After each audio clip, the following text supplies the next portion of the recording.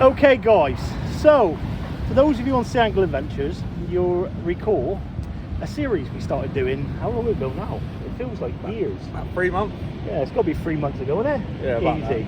How to get good at fishing fast. Now, I met this young lad, Connor, as many of you know, OnlyFins. If you haven't checked out his channel before, please check it out. On OnlyFins 100 on all social media platforms apart from YouTube. I think it's OnlyFins, isn't it? OnlyFins, yeah. OnlyFins on YouTube, so there you go. But we started off doing a bit of casting. Yep. Then where did we head off then? Chesil? Bristol Channel. Bristol Channel. And then went straight into the deep end. And to be honest, the deep end's where you loved it. I did. I loved being down here on the cliffs.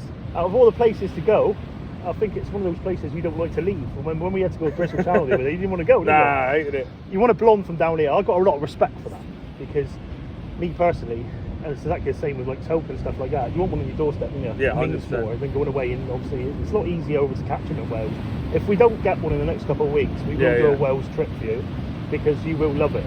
Because it's just...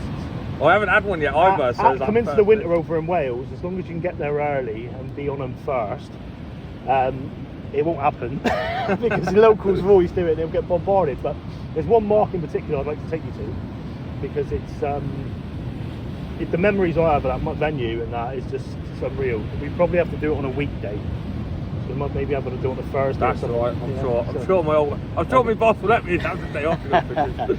But what I like to say is I've took a lot of people on my wing over the years and showed them a little bit in bits and pieces. Some of them have wanted rays, some of them have done 10 sessions and still not had one. Other people have had 3 or 4 in like 10 sessions. Other people have like had 1 or 2, and a lot of people get broken by it, because the cliffs for a start is probably a very hard, challenging thing.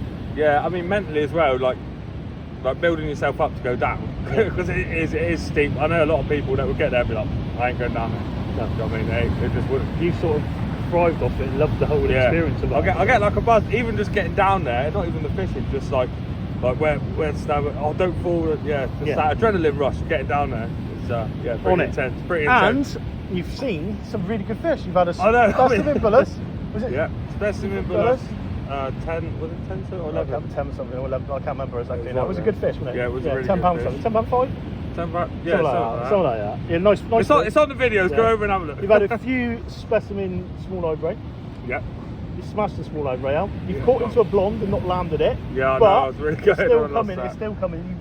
You've sort of like got a revenge mission there, haven't you? Yeah, 100%. And you've managed to smash the hell out of the small-eyes. I mean, I'm doing all right.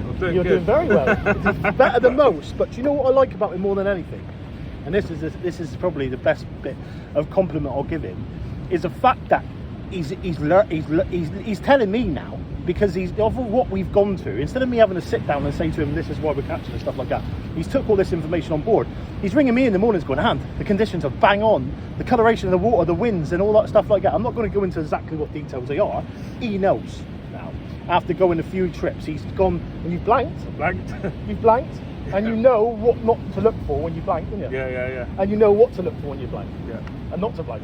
Not to blank. And then out of all of it, today, right, I was in an R-ing, because I've not been very well this year, and I've been waiting some results to come back from the doctors, and I was supposed to get my results today, so I was supposed to go home and wait for a phone call. But this young man here, while I was at work today, because I wanted to come out with fishing with him today, but he couldn't get out because it was his birthday the weekend. So he said, I'm going to go out today. So we went to work yesterday morning, and he's come down today to give it some.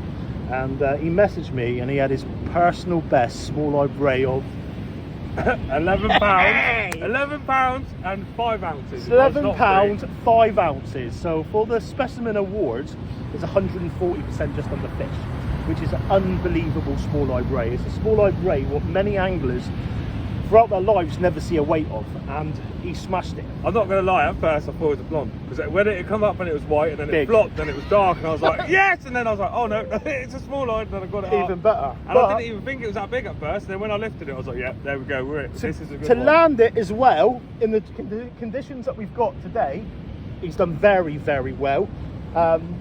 Yeah, what can I say? He's over the moon. He's like, yeah. I had to come down, because I thought, do you know what? When you have a session like that, it don't mean nothing. Sometimes when you're on your own, you're buzzing to get up, but you've got no one to share it with, and I thought, I've got to come down, because that's all he'd be talking about. I wanted to be part of the moment, really. But we're down here having a go now. Coloration of the water is perfect. The roughness, I think, on the outgoing tide, I think we'd possibly see a fish still, mate, with that coloration. Yeah. But as the incoming, I think that'll start blowing up again, don't you?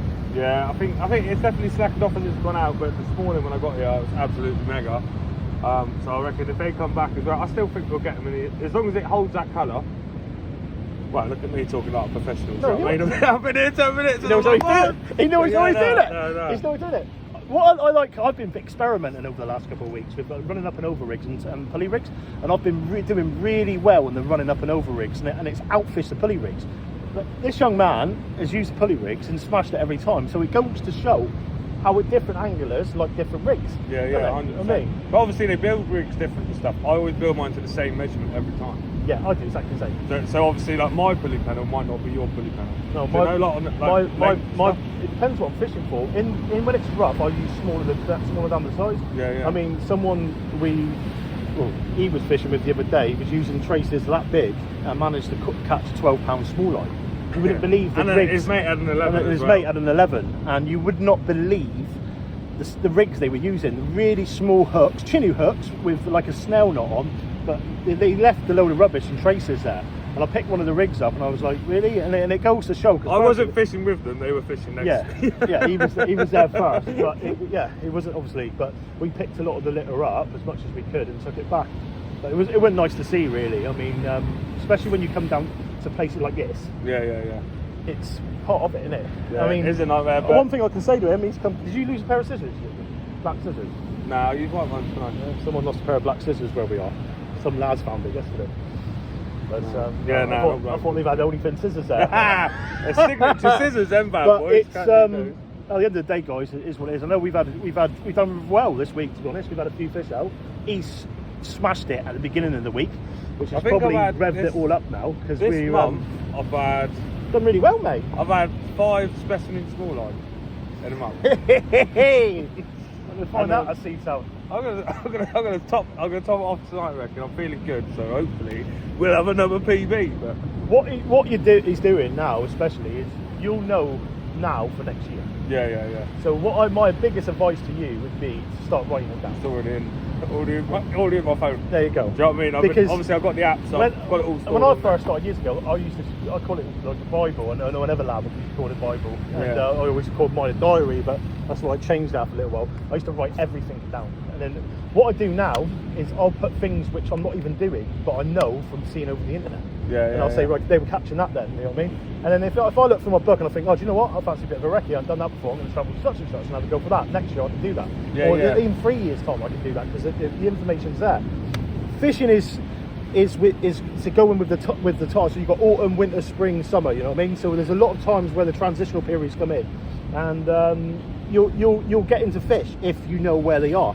And what I like personally is to be on them first, because it's still early. Yeah, it's still early. If you can be on them first, and you can have your wits about you. Just checking. Are you flexing there? I'm not flexing. I thought I seen a bit of background in there. Then it wasn't. It was my background. But and it's a bit of advice I'll give to everyone, guys. Now I know a lot of people have seen recently that I've been putting pictures, overlap pictures on Photoshop of removing the background. You've got to, right? I want to start a trend with it. I want to see everyone doing it, because what you're doing, I know a lot of people blur the backgrounds out and that. Me personally, I used to think that looks quite rainbowy, but now looking at it, I find it very clever, because you've got to. If you want to be going out and catching fish, you go down one night, wherever you go in, you catch a load of fish, you think to yourself, do you know what, we're going to go back down there tomorrow night. You go and put the pictures on, within the next day there's people all over the mark. So you've got to use your noggin. It goes to everyone, and you look at Wales, like you see, it's not just Welsh lads now, it's become that popular. What it was 20 years ago, you would never see a lot of English lads over there. Everyone travels for miles and miles and miles to go and fish Wales. You can see why, because it has some fantastic fishing. You haven't experienced it yet. No, I haven't experienced it. does. You go over there and you've got a chance of catching in many double-figured fish. You know what I mean? Small eyes, more than anything, probably blondes. I mean, you have got some really good chance this time of year coming up now to get some big small eyes over there. But like blondes, you know what I mean? You bullets, eels, stuff like that. You know what I mean? It's somewhere where a lot of people go to go. But the trouble is, for the locals, if they want to go out for a night fishing, what they used to do 20 years ago, it must be a nightmare for them. Because you got so, I'm not even going to name the marks because I don't need to. I mean, everybody knows them, but you've got certain venues who are a bit like Princess Pier for us. Where we go to Princess Pier, walk on venues, you're not going to catch nothing down there except from squid. You go over to Wales and you go and walk on one of those like promenade places or like arb crops and stuff like that, which is literally 2-minute walks. You're catching double-figure blondes and stuff. It's crazy, isn't it? It is a shame as well. I mean, 'cause it's not a shame. I mean, people like taking pictures of their fish and stuff. But I mean, if you're coming out and trying to get bigger ones like I am now, and I'm like, oh yeah, I don't want to post it because of the background and stuff. Because I mean, realistically, you could probably fit 3 people, 4 people fishing. Personally, when it's rough, I don't think you can fish very much more than 2. And obviously, that's like, you know, when it's at its best. If you come down and look over the hill and there's people there, you're stuck. And obviously, it's not miles away. I mean, I don't have to travel 3 hours to go to Wales to catch a ray. No. Whereas before, I was fishing for years and I never caught one. Never. To be honest, where we are at the moment is not. It's probably about the same distance as Dawlish Warren from your house. Yeah, 100%. That's what I mean. You know what I mean? And you know what I mean? It's 'cause by the time you go through the lanes and all stuff like that, and now what you're doing is putting your time and effort into quality fish. You're not going to get them every single trip. But for what you were doing at the beginning of the series, going to like long Corey, Hope, Snows and Play, and the main thing out of all of it, you were just go fishing. You weren't using that. Now you're not doing that. Now you're using that. You get up to me in the morning, conditions, perfect. I need to get off work. I mean, you're doing anything to get, because that's, you're using your head. And then as soon as this time comes to January, you would have gained so much experience ready for next year. It's you'll be like, oh my God. It's just knowledge. If you don't have it, then you obviously can't use it. But what I'd like to see, I know obviously to be honest, we become friends. I thought it was just going to be a series where I'd done like a few episodes with Connor, and he'd gone his merry way. But I class him as a friend now. You know what I mean? And one thing I like about him, and it's a big thing for me, is loyalty. I mean, and he's very trustworthy. If I say to him, look, I'll take you there, he won't go and blab his mouth off and stuff. And that goes a long way with me, because it's exactly the same with people who have said to me stuff before. And some people find that quite selfish and stuff. But the trouble is, guys, everyone's got their own marks and stuff what they go to, and some of them aren't secret marks and stuff like that. But it don't matter if they're secret or what, or wherever the marks are. It's, you need to start keeping your sessions and that quieter if you want to remain on the fish. I mean, because you'll just kill it for yourself. You really will. I mean, fishing in the last 20 years is just become mental. Absolutely mental. Yeah, just crazy, because it's just become very popular. And I mean, you look at the Plymouth marks now when it comes to like Devil's Point and that in the winter. You've got to get on there for 6 or 7 o'clock in the morning to fish the evening. You ain't going to get on there. No. You ain't gonna me and Gav went at 4 o'clock in the morning once. And we've seen people coming back. We stayed in the car. They come back like that. We got out of the car and we went down there. 4 o'clock in the morning. You know what I mean? Mental, absolutely mental. But it's exactly the same as what I do personally. I was talking to you about a mark I've done last weekend. I'll beat everybody to it. Everybody to it. People who turn up must have thought, oh my God, how has he got there so quick? Bang, I'm on it. It's one of them, isn't it? You snooze, you lose. Simple as that. At the end of the day, you snooze, you lose. And you've just got, if you want to do something, you've got a chance of catching a fish, you've got to do it. So for me personally, if I've got to wait 12 hours to catch a fish, we'll get a few pot noodles, we'll get a few bags of Haribo's, we'll get a few whatever else. Sit it out. But then it depends, doesn't it, how you want to fish. Like if you want to come down, like now I'm sort of obviously in a club and stuff this year, which I've never been in before. I'm learning. I'm like, right, I can catch the now you're fish. smashing. You know what I mean? So now you'll be smashing it. Hopefully next year I can sort of be up there with the other anglers that you're probably up there. You're probably up there this year, aren't you? Well, hopefully I'll be up there. But I just want to be, and then my name will be in the mix somewhere. I mean, that's not for everyone. Not everyone wants to fish like that. What I find that my personal thing with club fishing, and you will go through this, it becomes addictive, because it's like playing football, and it's like anything. It's very competitive. And with club fishing, that's what you've got to do. But the trouble is, depending what clubs you're in, sometimes you've got to put loads of hard work in. You know what I mean? Loads of hard work. I mean, exactly the same as you're in Timber, aren't you? So you've got like good anglers, or I can think of in your club. Bobby Drew. Easy. His brother Joe Drew. Incredible. Both fantastic anglers. I mean, they'll show you. You know what I mean? They'll make you go out, because those two lads will catch fish. You know what I mean? I'm trying to think who else in your club class as a good angler. Matt Herring of the Welsh side. canine, and then that they catch like some good fish off that side. And then there's Connor Sullivan now, ready in the mix. Ready, Yeah, ready. but We're getting ready. This is the knowledge for next year. That does step up. That steps your game up. Yeah, because when you're in club fishing, it's not all about catching one fish. No, you got to catch. You've got to go and catch it, and you've got to learn that. And it's not something you're just going to learn overnight. You know what I mean? Because it's all to do with weights. And especially with because if one of those lads goes out and catches a specimen weight of 150, 160% fish, you've got to beat that. Yeah. So when you're looking at that then in club fishing, you're thinking to yourself, what am I going to beat that with? So you're going to have to look and you're going to say, right, that's got a good specimen weight, that's got a good specimen weight. Do you know what? I'll go for that. And then exactly the same thing. I mean, when I had my blonde that year, I think the specimen weight for the blonde was 12 pounds. Yeah, yeah. So by anything over 24 pounds of 200% fish, yeah, it's a good one to go for. I mean, in the specimen awards now, our weight's 13 pounds. You've got to get a 26 pound blonde for a 200% fish, which it is fair, really. And I know a lot of people were moaning about the small line rate being only 8 pounds, but you're not going to get a 16 pound small line. I am. He's on it. Slacky, 1%. He's coming. I'm coming for that record, boy. Funny. But it is. There's a lot of good anglers out there, and what I'd like to say is what I've done. Obviously with Connor, I'd like to see a lot of other anglers do that, because it's the future, next generation of the sport. I'm not getting any younger. I see some of the anglers what I look up to in the sport: Rob Wheaton, Rob York, Mark Bryce, Scott Clark, like decent anglers like that.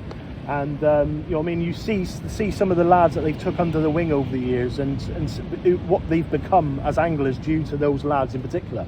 You know what I mean? And I feel personally that to have a load of knowledge in the sport and just take it to the grave with you sometimes isn't a very nice thing to do. I mean, personally, I've got kids who aren't into fishing, so who would I, like, you know what I mean? And I get the same. When he rang me up this morning, I was absolutely over the moon. You know what I mean? He was there singing and shouting, and I was like, out on the phone, yeah. And that's what it's about. You know what I mean? It's about wanting people to do well. It's not all about catching fish. I'll do exactly the same thing today. I'd love to have been here. I get the same enjoyment out of seeing someone catching a fish, and because if I go and land a 12-pound small line now, right, and he's landed it for me, we're both part of that moment, aren't we? Yeah, well, I wouldn't cut your line or anything.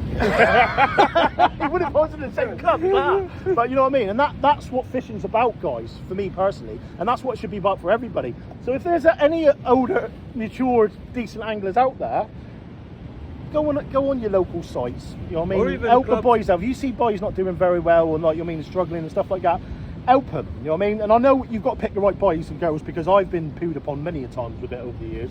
And yeah, hopefully in 20 years' time, he'll have someone else where he can obviously bring it on to. The name will be in the Yeah, books. it will be, exactly. That's what it's about, isn't it? But hopefully we can smash some fish out today. I mean, how many more rays do you reckon we're going to get out of here? I reckon we might hit double figures. I reckon we're on for 5 rays. I'm going to go for double, because You're going to go to 10? yeah, just for the fact that we had some on the back. I nearly had 10 myself the other night. Yeah, I know. Well, I had 4 the other day, and then it went dead. Yeah, well, if you had 4 and then I had 4, that's already 9. 5. So that would have been double. Yeah. Aim high, baby. If not, you go again and again and again. Right, guys, as I said, this it was like a little bit of an update from the series we've done, and yeah, I hope you and Jordan enjoyed it, because at the end of the day, it's what it's about. I mean, what we do at Sea Angle Adventures and what we do at the Sea Fishing Show is about helping people. It's not about like showing off and this and that. It's about obviously showing what we're doing and trying to educate people and help them. I mean, some people like to be out, some people don't like to be out. Do you know what I mean? There'll be a lot of different techniques and that along the way. You know what I mean? And he's not doing any of the rigs that I've shown him, basically. Like, he's upped his strength into the line, but he's made his own rigs and they're working. Well, I do use them, but just at different places. Do you know what I mean? Like at Chesil. What places? But no, but like Chesil, I like to use the pulley dropper. Well, I never knew how to do that. Running up and over. No, the pulley dropper. Oh, pulley dropper. Yeah. That's the one I like using up there quite a lot. Yeah. But obviously you showed me that one. Your favourite rig's a pulley panel, isn't it? 100%. From the beginning. Pair size 5. Yeah, 5.0s. What? When he says size 5, it isn't 5.0. So don't go getting little hooks, lads, right? But why do you like that rig so much, personally? It's simple. Yeah. I can use it anywhere. Yep. Helps you get the lead up. It helps me get the lead up, Yeah. especially when, like, obviously reef marks and stuff. If I've got a long flowing trace, I don't know why, it might not reel fast enough or whatever, but any little bit of slack you give the fish, I end up either losing it or getting stuck with a pulley rig. You've got more control over that. Yeah. So it's good, the lead, because even if it goes slack, the lead, it's still got the tension on the fish. I get that. All right, so I'm going to ask you a couple of questions. Go on then, let's to end go. this series off.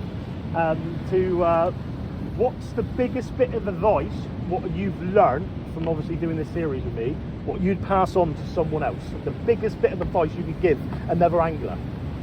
Biggest bit of advice I could give to another angler is don't be late when you're getting picked up for fishing. Right, that's right up there. And biggest bit of advice is don't be late. And it's got to get better.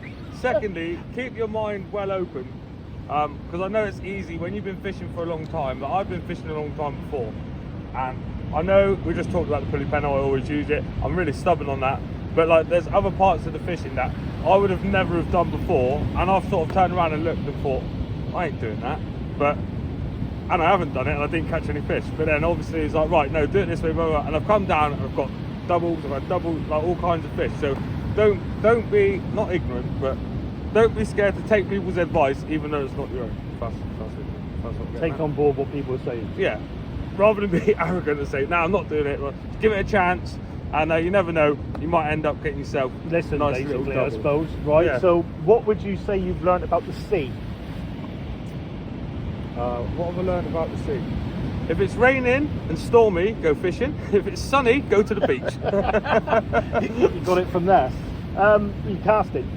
What have you learned about casting? Casting, I've learned a lot.